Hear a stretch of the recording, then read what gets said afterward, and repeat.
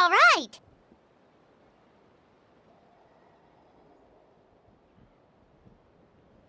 Think nothing of it. I agreed to offer you my aid, so this is merely a part of that duty. Besides, I care deeply about this land.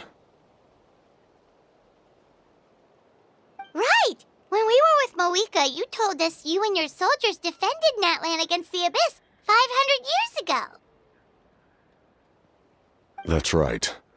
My desire to protect this nation remains unchanged. When my platoon arrived in Natlan 500 years ago, like you, we were true outlanders. But as time passed, I encountered the people of this land and witnessed their desperate struggle against the Abyss. Though many of the warriors were rash and inexperienced, they were steadfast and fearless in battle, willing to do anything to protect their fellow citizens. Just as I fought for the glory of Conria, they fought for the survival of their nation. We happened to share a common enemy, so I decided to offer my aid. We fought side by side to the very end.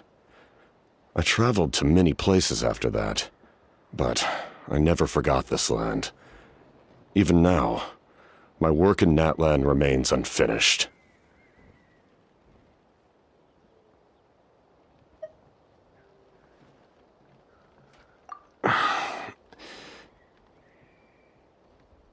It may seem difficult to understand, but the reason is really quite simple.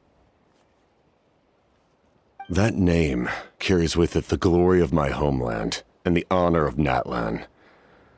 Yet, I failed to bring my soldiers home, and I failed to help Natlan defeat the Abyss. But that's not your fault. The Abyss is way stronger than any of us imagined. You need not comfort me. I am no longer who I once was. Let the events of the past continue to collect dust in the annals of history. I will continue to help Natlan in my own way. Like, with a draft of lucidity? Who knew you could make medicine? Were you a doctor before? The drought was Guthred's invention. He was a respected military doctor, as well as my trusted second-in-command. We faced a similar situation to what you witnessed today. The endless battles against the Abyss triggered delusions among the soldiers, to the point where some attempted to kill each other. In order to develop a treatment as fast as possible, Guthred used himself as a test subject. He passed away shortly after the drought was complete. That's who he was. Unrelenting in his pursuits.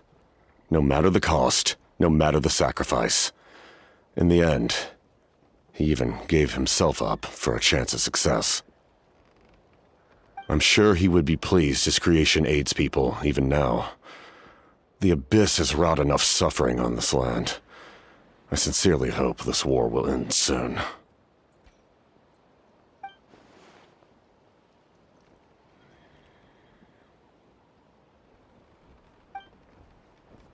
Stop worrying about... That must be why I've returned. For this moment. Please finish what you set out to do, Commander.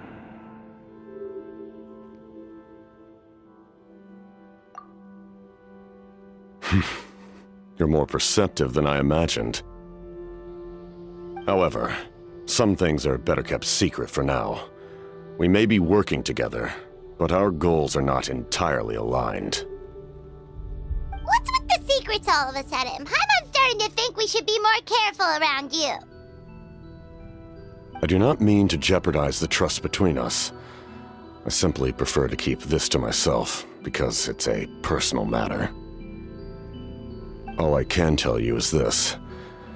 Natlan may have survived the worst of the crisis, but the souls of this land are still not at peace. And that is why my work is not yet done. Well, if it's personal, then we'll just have to trust you. If you have other questions, I'm willing to answer them. Wait, like anything? Paimon wants to know how you eat with the mask. Anything you want to ask, Traveler?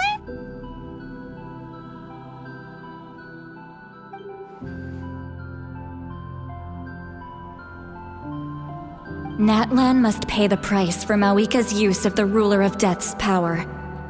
That price is death. And only Mawika's death can clear the debt.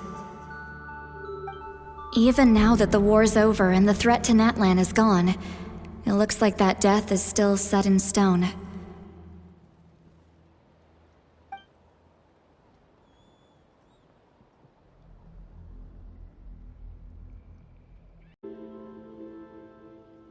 In the garden cultivated by the gods, flowers and weeds grow side by side. When the weeds compete for nutrients in the soil, the gardener intervenes to inhibit their growth. I'm not one to pass judgment based on my own standard of right and wrong, but it is an undeniable fact that she is responsible for my suffering, as well as that of my people.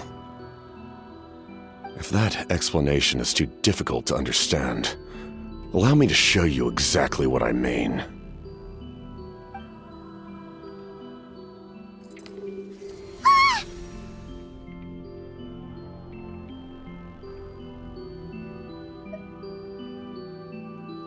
The ruler of death can freely define the form of death, or grant immortality to anyone she desires. Her power is a rule in and of itself. Faced with such an overwhelming level of power, it can feel hopeless to resist. But I am of the belief that, in this world, no destiny is unchangeable, no death inevitable, and no rule unbreakable.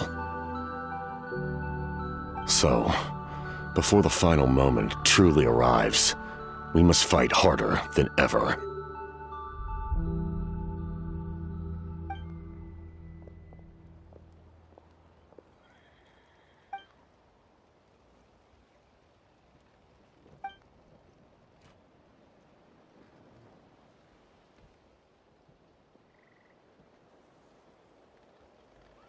Oh, did something happen?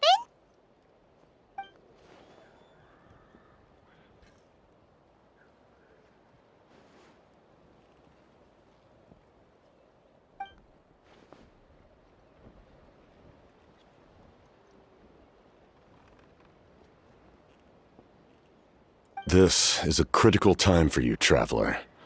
It's best not to delay, so let us end our conversation for now.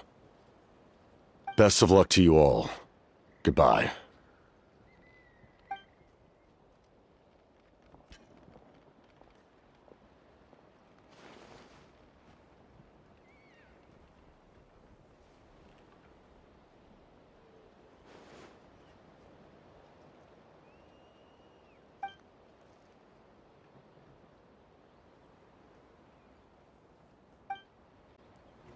So in the end, the captain still hasn't told us his real goal. He kind of reminds Paimon of someone we met recently. Oh, right, the Lord of the Night! They just seem so tired, you know? Since they've both been alive for many centuries, do you think that's just what happens when you've been alive for too long?